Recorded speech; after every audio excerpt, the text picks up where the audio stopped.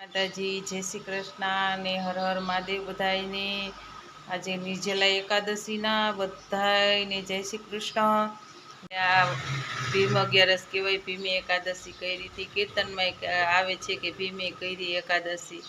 આજે સત્સંગ કરશું અને થોડાક ભગવાનના ગુણ ગાશી અને અહીંયા જો મારી દીવો ચાલુ છે, ભગવાનની પૂજા થઈ ગઈ છે અને સવારના 6:30 થયા છે। અત્યારે મંજવારું થવા માંડ્યું છે, લાઇટ બાઇટ બંધ કરી દઈ, કામ કરવા માંડી, નાસ્તો બાસ્તો કરવાનો નથી, ચા પાણી પીવાના છે તો પી લઈ અને બધાને જાજા કરીને જય માતાજી। વરસાદ જેવું વાતાવરણ છે, જોઈ જે ઝરમરી આવે છે થોડા થોડા, પણ અત્યારે ઘારિયા વાદળા કહેવાય। અને મારા મંદિરના દર્શન કરી લ્યો, ભગવાનના, લાલ બાપુના, કુળદેવી માના ને નાગબાઈ માના દર્શન કરી લ્યો। માતાજી હવને એમાંથી લીલા લેર કરે, સારો વરસાદ આવે એવી પ્રાર્થના કરી। જય માતાજી। રામદેવભાઈ રામદેવભાઈ જય માતાજી, જય માતાજી। શું કે વરસાદ પાણી હારા હે? શું કે કેદી થઈ જાય વરસાદ? હા હા હા હે રામદેવ, તારું શું મત છે? હવે ચા ને છબી નાસ્તો કરે છે રામદેવભાઈ ને પપ્પા બે હે સવાર ભીમ 11 છે। રામદેવ તું શું કે ભીમ 11 વિશે કઈ આવડે હે? નિર્જોડા એકાદશી કરવાની હોય છે હે શાસ્ત્રમાં આવે તો 11 નથી કીર્તન તમે આપણે બા ગાતા ભીમે કરી એકાદશી આવે ને? હા એવું બધું આવે છે। રામદેવ તું કોઈ દી 11 રહ્યો? તમને કહો સાંભળો, અમે છે ને કેવું કહેવાય છોરેલ હતા ને ત્યારે ભીમ 11 આવતા હે, ત્યારે આંબીલા લઈને વહી જતા, 5 રૂપિયાના આંબીલા લઈને જુગાર રમવા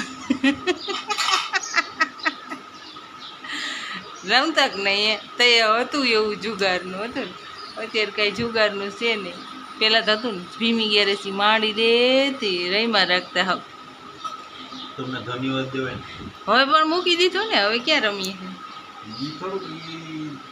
યુટ્યુબ વાળાને સારું લાગે એટલે બોલે એટલે હવે મૂકી દીધો હે રમે।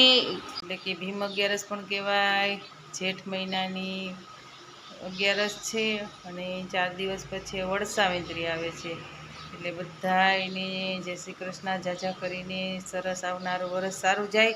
આજે ભીમે નિર્જલા એકાદશીનું વ્રત કર્યું હતું, એટલે કે હાવ પાણી વગરનું। સારું આપણે તો પાણી વગરના રહી ના હાગી, પણ 11નું વ્રત રાખશી ફરાર કરી।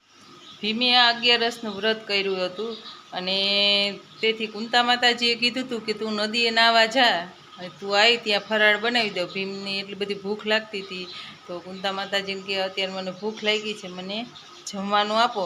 તો કુંતા માતાએ કીધું કે પહેલાં તું નદીએ નાહી આવી, પછી આવીને તને જમવાનું આપીશ। એટલે ભીમ તો નદીએ નાહવા ગયા ને એ તો પાણી દેખીને ભાન ભૂલી ગયા ને આડા સૂઈ ગયા એટલે એ તો એટલા સૂઈ ગયા પાણીનો ધોધ આવતો હતો અને બાજુમાં શંકર દાદાનું મંદિર હતું, જેથી કરીને આડા સૂઈ ગયા એટલે પાણી મંદિરમાં ભરાવા માંડ્યું। માતા પાર્વતી અને શંકર દાદા મૂંઝાવા લઈ ગયા।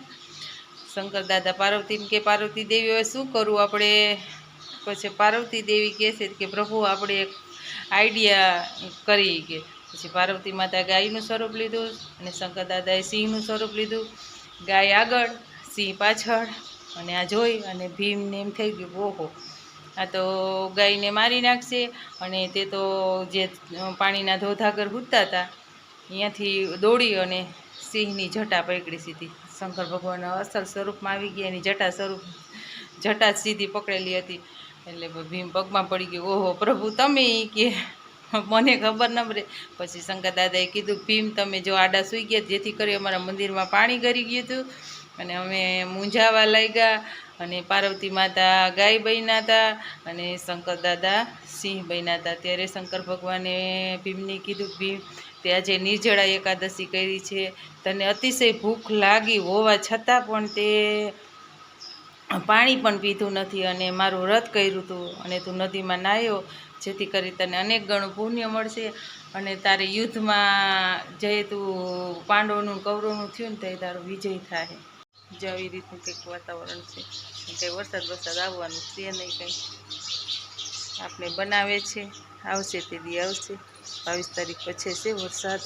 ને આજે 11 હોય ને મારા મહાદેવના દર્શન ના કરીએ એવું હાલે. અમે મંદિરે તો જઈ આવ્યા છે. જો મહાદેવ લીલા લેર કરે છે, કાળા ડિબાંગ વાદળા વચ્ચે સરસના મસ્ત મસ્ત મહાદેવ લીલા લેર કરે છે. અમારી બાજુમાં જ નદી છે જો, ખાલી ખમ પડી છે, ભરાશે તઈએ મજા આવશે. કેરીનો રસ કાઢવો છે, નવીન રીતે રસ કાઢતા શીખવાડું. ના કોઈ છાલ ઉતારવાની ઝંઝટ કે ના કોઈ સુધારવાની ઝંઝટ. એટલે નવીન રીતે જો સુધારવા જ પડે હો. આમ કરી ચા કેરીની છાલ કાઢી નાખી, રસ કાઢો આમ કાઢી નાખી. હલવું હટ આપણી કેરીનું આવડું અંદરનું મસાલો બધો હોય ને એ આમ નુકસાનમાં ના જાય આપણે. ને પહેલાં આ બધી કેરીની આપણે કાઢી નાખીએ.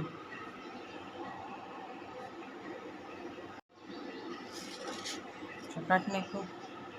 આ ગોટલાને આમ કરીને આ કાઢી નાખી. નીકળી ગયું.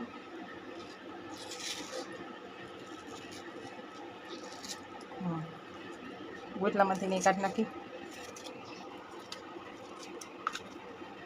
જો ગોટલું થઈ ગયું. આમાં કાંઈ છે હવે કેરી દેખાડો એમને કન્ટિન્યુ બન્યા રહે છે. ચો આ ચમચી છે, ચમચીથી આમ કરી નાખવાનું. ચો વાર ના લાગે. હા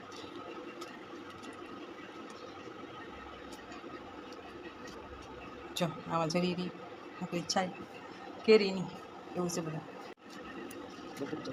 ચાલુ છે.